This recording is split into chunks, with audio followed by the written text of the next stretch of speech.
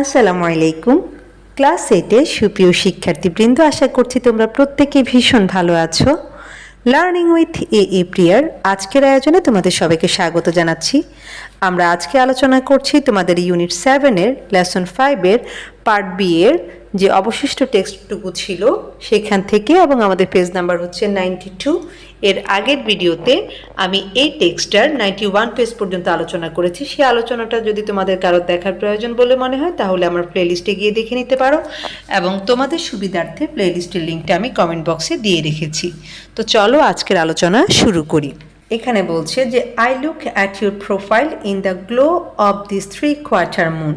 তো এখানে প্রোফাইল বলতে আমাদের কি চেহারাকে বোঝানো হচ্ছে বা মুখমণ্ডলকে বোঝানো হচ্ছে, আর 3/4 মানে হচ্ছে 3/4, অর্থাৎ আমি এই 3/4 চাঁদের আলোয় তোমার মুখের দিকে তাকাই। মাই বয় মানে আমার ছেলে, বা বাবারা যখন একটু আদর করে বলে আমার সোনামণি, এরকমও হতে পারে, বা আমার ছেলে। ইউর আইল্যাশেস লাইক ক্যালিগ্রাফি, অর্থাৎ তোমার যে চোখের পাতা, আইল্যাশেস মানে হচ্ছে চোখের পাতা, তোমার চোখের পাপড়িগুলো হচ্ছে ক্যালিগ্রাফির মতো। হ্যাঁ, ক্যালিগ্রাফিকে আমরা বলতে পারি হচ্ছে হস্তলিপি, মানে শিল্পস্বরূপ হস্তলিপি, এবং এই ক্যালিগ্রাফির সাথে তোমরা প্রত্যেকেই নিশ্চয়ই পরিচিত। হ্যাঁ, আমরা আমাদের স্কুলের দেয়ালে বা আশেপাশের অনেক জায়গায় এই ক্যালিগ্রাফি দেখেছি, বিশেষ করে জুলাই বিপ্লবের পরবর্তী সময়গুলোতে যখন দেয়ালে এই যে বিভিন্ন ধরনের আঁকাআঁকি হলো, সেই সময় অনেক অনেক ক্যালিগ্রাফি আঁকা হয়েছে। সো তোমরা নিশ্চয়ই ক্যালিগ্রাফি চিনো। তারপর বলছে ক্লোজড ইন গাইললেসলি।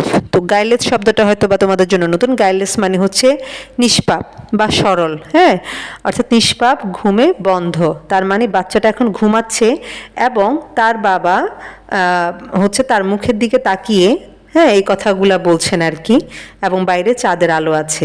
তো সেজন্য বাবা বলছেন যে হে আমার ছেলে, এই 3/4 চাঁদের আলোয় তোমার মুখমণ্ডলের দিকে তাকিয়ে আমি দেখতে পাই যে তোমার চোখের পাতা যেন ক্যালিগ্রাফি, এবং এগুলা হচ্ছে একেবারে, যেহেতু সে একজন শিশু তার ভিতর সরলতা রয়েছে, এবং তার বাবা তার এই ঘুমের মধ্যে সরলতাকেই খুঁজে পাচ্ছেন।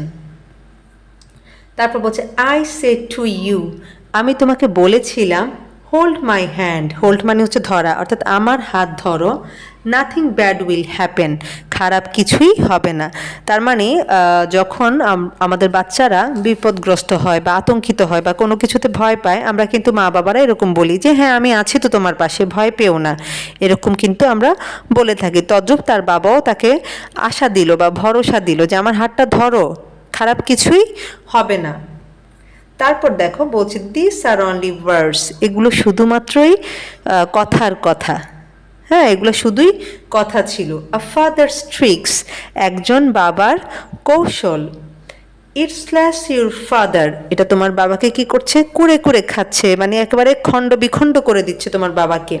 ইউর ফেথ ইন হিম, তার উপর তোমার যে বিশ্বাস ছিল সেই বিশ্বাসটাকে একেবারে চুরমার করে দিচ্ছে। তো দেখো একজন বাবা কতটা অসহায় অবস্থায় থাকলে এই ধরনের বাক্য বলতে পারে, মানে তার হৃদয়ে কতখানি কষ্ট থাকলে, উনি কতখানি বিপদের মধ্যে থাকলে তার সন্তানের জন্য এই ধরনের কথাগুলো বলেন যে আমি তো তোমাকে বলেছিলাম যে আমার হাতটা ধরো, তোমার সাথে খারাপ কিছু হবে না।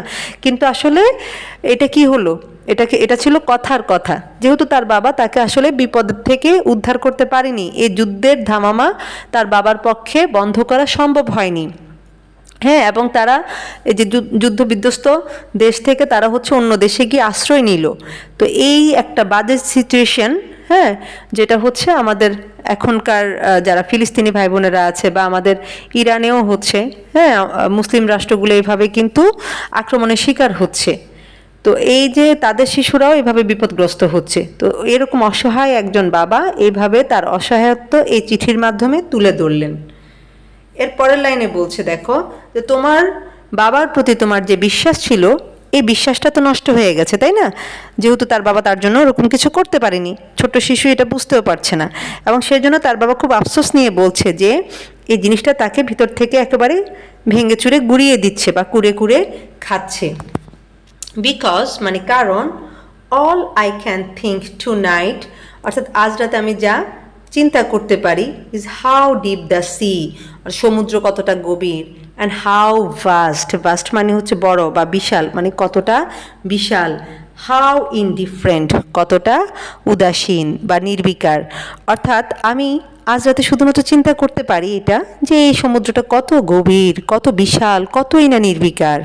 হ্যাঁ, তো এখানে আসলে সমুদ্র বলতে সমুদ্রকে বোঝানো হচ্ছে এরকম না।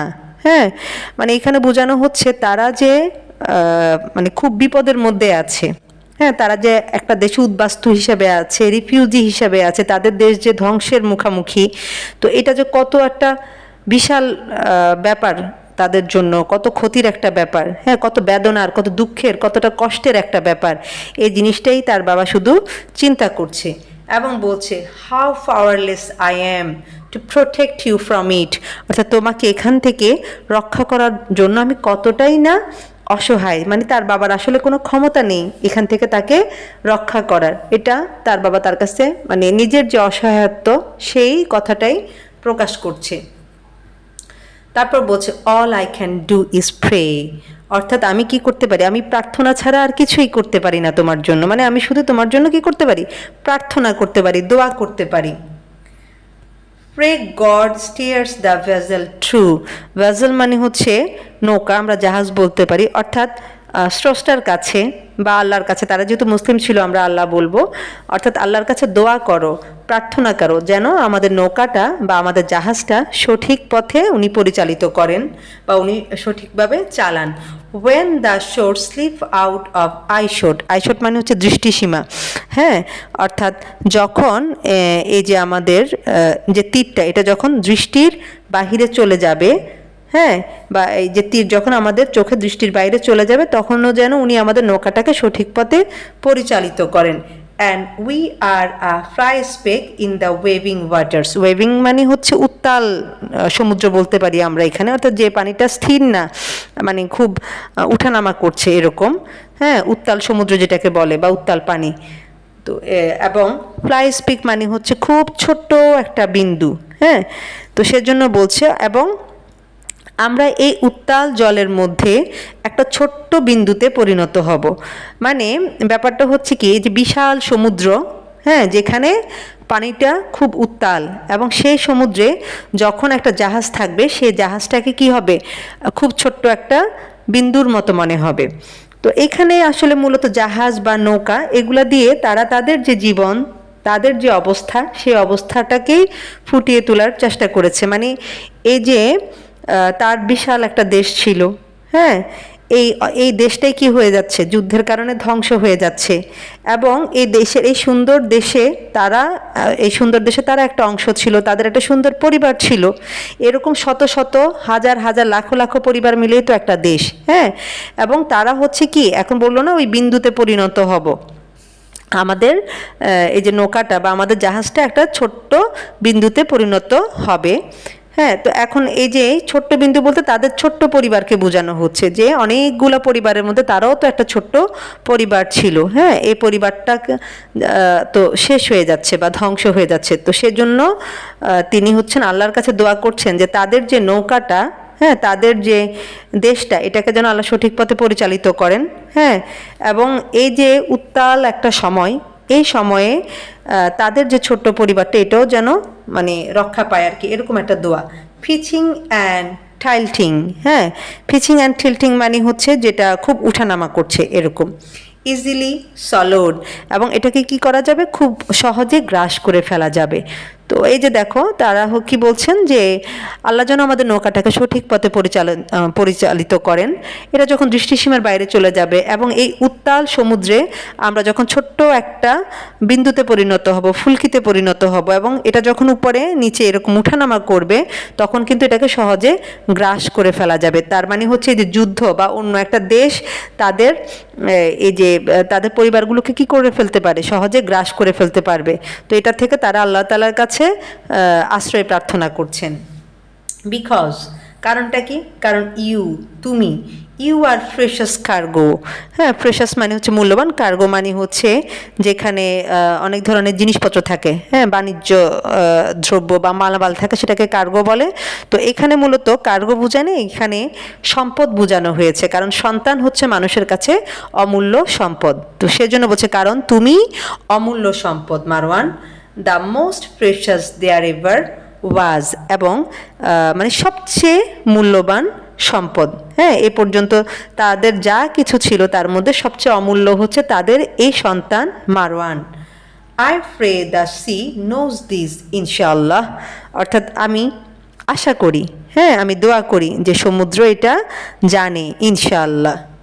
How I pray the sea knows this, অর্থাৎ আমি কিভাবে দোয়া চাচ্ছি, হ্যাঁ, আমি কিভাবে প্রার্থনা করছি, এ কথা সমুদ্র কিন্তু জানে।